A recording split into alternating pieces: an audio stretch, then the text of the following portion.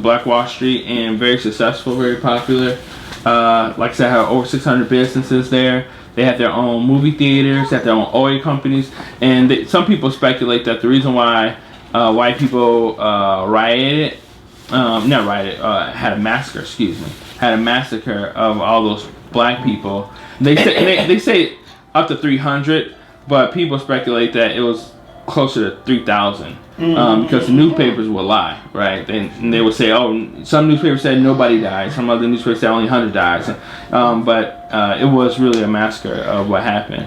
And it was, people speculate the reason why white people did it was because black people were about to start trading oil because they own oil fields. I was about to start trading oil overseas, and that would have skyrocketed them into being billionaires. They came in and they destroyed and looted and burned down like whole blocks. Like they were next to this place called Tulsa was a city, but the city had really two communities in it, and one was I think Greenwood was the actual name of where the black people were, and then there was the actual city of Tulsa, I think it was, and they were like a suburb, but the white people used to come and borrow money from the black banks. And of course, white people back in 1926, they weren't trying to have that. In 1921, they weren't trying to have that. So they came and they burned everything down. And black people had insurance on their businesses, on their homes, and the insurance companies denied them any money. Said because it was a race riot, which it wasn't. It was a massacre. They couldn't get any money for their homes, and then so black people came back and they built it up a little bit more, and they started to come back very strong even after that happened. But then integration came, and so black people said, oh, I can get a job, work for a white person now, so I don't have to just work with my community. But they said today the African American dollar doesn't even bounce once within its own community. So basically, as soon as I get paid, I go to Walmart and I spend my money, or I go to the bank and I give my money away. You don't put it back into your community. But with Black Wall Street, it was 26 times or something. It was. I think it might have been higher than that. It's at, but at least 26 times the money would bounce. So it would go from 26 black people before it would ever leave, which is higher than any other community. And today, there's no real footprint of black businesses. Oh yeah. So something like that is definitely needed and necessary. And we just, like I said, when it comes to our culture and who we are today. Black people aren't educated to know who we are and where we come from, and we have these ideas about what it means to be successful, what it means to be an American, what it means to be black, and we're no better than we were in the 1880s when 1%. Black people own 1% of the wealth in America in 1980, when there was like over 200,000, or 1880 when it was like, I forget the exact statistic, but most people were just coming out of slavery, and we only own 1% of the wealth in I think it was 1880, and today we only own 1% of the wealth of the country. So when you think about people saying, well, things have changed, we made great progress. The truth of the matter is we have not made great progress. In fact, since Barack Obama has been in office, and this is not to put the blame on him because he can only do so much. He's not Superman or even that connotation I don't like. But incarceration rates for black people have gone up, even though crime has gone down. So things like that, having that appropriate understanding of the system in which we live is greatly important, which is why JJ and Sassy are homeschooled and we're never being opposed to a system. Because like I said, I didn't learn anything about when people. I mean, I remember seeing in the books when they in history books when they would cover history, there'd be like 2 paragraphs covering slavery, and one paragraph would talk about Harriet Tubman, other one would talk about maybe Frederick Douglass, and then you go into the civil rights, and then you talk about that, So, don't learn anything about art, our history, the vast nations that we had and the kingdoms that we ruled and those things. But yeah, before slavery, we were kings and queens and all of that. Yeah. Hey, so speaking of homeschooling, did you see that thing? It's a special on TV or something. I didn't see it, but some guy kept his kids in the house for 14 years or something. You seen that? Until they it was 7 kids. It was 7 kids, and they grew up, never left the house. They watched TV a lot, and they watched over 10,000 movies. It was one of them 2020 things.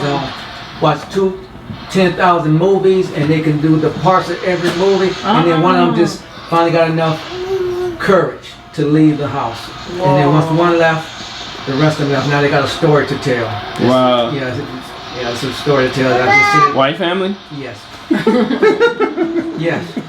And man, that's how he 14 years keep them in the house, and everything was brought to them, and they've never seen themselves. And that's like that movie, The Village, but only in a house. That's wild. Yeah, wow. Poor kids. Yeah. They don't know nothing. They got to see the sunlight. That's about it. Really? Really? So if you they never got to go in their backyard. Did they have a mom? No, if you go, y'all got enough of these. They never touched grass before. Do your thing.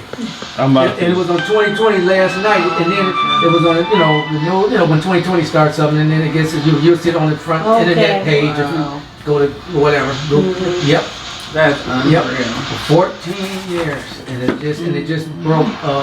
And then they interview, and now 2020, now they got it. So it's commercial. Yes, it's national news. There you go. But it was 2 parents in that house. They just said the father, but so it could have been. But they want you to keep going, and I had no interest in it. Trust me, I had no interest in going farther. Right. It's crazy enough. Right. You know what I mean? Like Cody, like.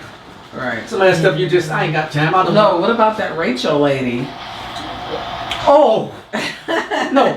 Who wants to? Can you imagine what the white people thinking? Have you heard about that lady, Granddad? Yeah. That Rachel lady, she was the president of the AAACP in Spokane, Washington. And for decades, she's been saying that she's black. No. But it just came out that she's white. She had 2 white parents. She's over there tearing up She's been lying for like 20 years, saying that she's a black woman. Did you want another one, sweetie? Yeah. Now, can you imagine all the whites? I found it. Okay. Now think about it. All the whites hating her. Like you want to be black? Right. Can you imagine what the general what you want to be black? Right. But you got the rappers and some of these other people. They let that go, acting black. But this is her educated and everything. They don't like that. Well, I mean, you got to think about this too. Like, how monumental is it for a white person to lie about being white and say that they are black? And I mean, there's a history of this country and white people in the country deceiving us, right, and lying to us, and keeping us quote unquote ignorant of the reality of things in this world. So now you have this white woman who lies and says she's a black woman, and then gets to the point where she is the leader of an organization in its foundation that was for helping black people. Right? Now, of course, And it's not that the NAACP ain't never had a white president before, because there was once a time where you couldn't, you could only be white as a president to lead it, right? That's right. And you have to think about what the history of that is in this country. So during slavery, when they did start to let black people practice Christianity, right, they would make sure that the black minister would only utilize certain passages out the Bible and not others, right? Because those passages would talk about slavery or something along those lines to control the people, right? To being docile, like forgive your enemies, or teach them forgiveness very heavily, those type of things. And there'd be a white person that would monitor that minister, right? And trying to lead those people. And that type of deception in history comes all the way back full circle to this white woman misleading people, lying to them, saying that they're black. So you imagine the trust that people have put into her to help them, right? Which really should make you want to question her motives. Okay, first off, you are a white person saying that you're a black person. It's almost like, if we look on the flip side, if I was a black person that passed for white, and I went to the Ku Klux Klan, and I told them, hey, we need to do this, we need to do that, and then it comes out the one day that I'm actually black, they're going to say, everything that person told us was not for our benefit.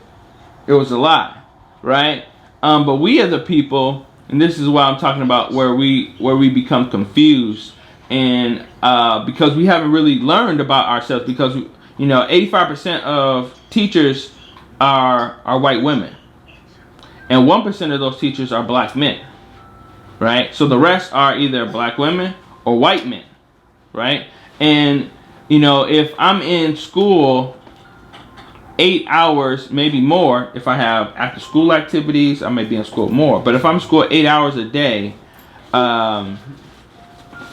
learning from white people,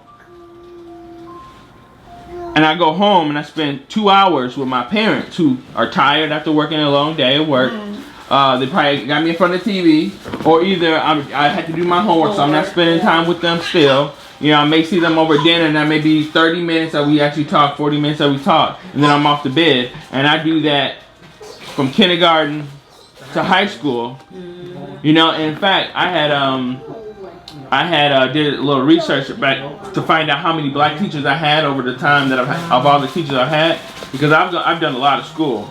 So even beyond high school, beyond my bachelor's degree, which was 3 years, beyond my first master's degree, my second master's degree, the graduate certificate that I've done, some of the PhD studies I've done, and even the stuff I've done at Stanford University, I've had over 100 teachers. I would say so. And out of all those teachers, I've only had 5 black teachers. Oh man. Right? Yeah. So growing up and seeing success, what I saw as successful, and then on top of that, neither of my parents had got their high school diploma. My dad later, when he was 61, got his GED, and he's very proud of that. Yes. But so what I saw as, and nobody told me this, and I didn't actually think of these things when I was growing up, but looking back, looking at my psychology or my pathology, my thinking, what did I really think was success? Who did I think was successful? It was white people, predominantly white women, right? Because all I've ever seen over and over and over and over again, that's who's successful, right? So what kind of respect did I have deep inside internally for black women? What kind of self-respect did I have for black men? Because the 2 people that are supposed to be most influential in my life couldn't teach me much, right? So I think it's very detrimental. And then on top of that, you never, in all those classes that I've had, or all the classes and the curriculum I've had, if I've only had 5 black teachers to teach me anything,